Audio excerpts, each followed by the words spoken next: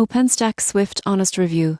App: the pros, the cons. If you're managing cloud storage or building scalable applications, OpenStack Swift promises reliable object storage. But how does it perform in real-world use? One of the biggest pros is scalability. Most people get this wrong by thinking cloud storage is only for large enterprises. Swift allows developers to store petabytes of data and scale horizontally without service interruptions. For example, a tech startup can expand storage seamlessly as user demand grows. The app also emphasizes reliability. Swift automatically replicates data across multiple nodes, ensuring redundancy.